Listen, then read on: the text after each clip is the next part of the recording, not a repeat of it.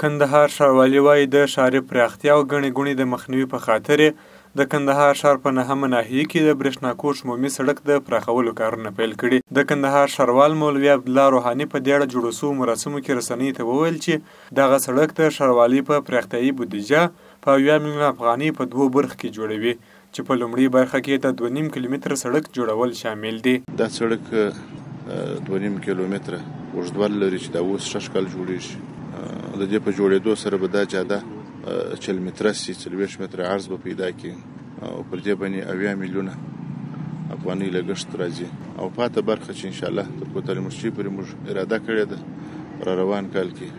د بودیجې د کموالي په سبب، ځکه چې موږ کندهار ښاروالي لکه څومره چې تقاضا کېږي په هغه اندازه بودیجه نه لرو، نو په دغه وجه باندې به دا پاته برخه بل کال ته زنجیږي انشاءالله. د کندهار ښاروالۍ ویاند سیف الله حسیم وایي د دغه سړک د لومړۍ برخې لومړی پاز له برېښنا کوټ سیمې څخه تر زړې تیرې اډې پورې جوړوي چې لسګونو کسانو ته د کار زمینه هم پکښې برابره سوې او د روان کال تر پایه به یې کارونه بشپړ سي. د دې کال تر پایه پورې به دغه 2.5 کیلومتره اندازه د 40 متره په پلنوالي سره ورغول سي او پاته برخه به په راتلونکو کلونو کې ورغول سي. او په دې سړک کې به هره ورځ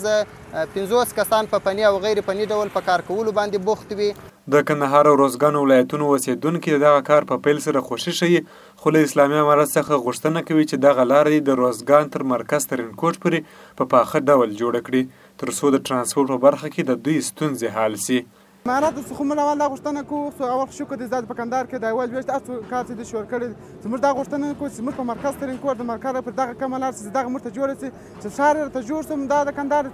د مرکز لار هم راته جوړه کړي موږ به بره وساسو.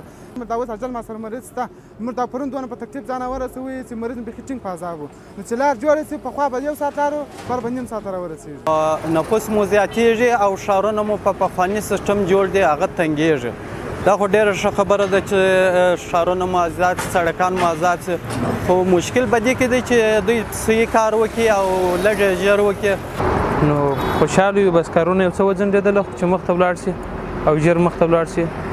دا د ټولو لپاره ډېره ښه خبره ده. د یادونې ده چې شاوخوا 2 اونۍ مخکې هم کندهار ښاروالۍ په خپله پراختیایي بودیجه د ښاري ګڼې ګوڼې د مخنیوي په خاطر په 80 میلیون افغانۍ د پنجوایي دوراهي سړک د پراخولو کارونه هم پیل کړل.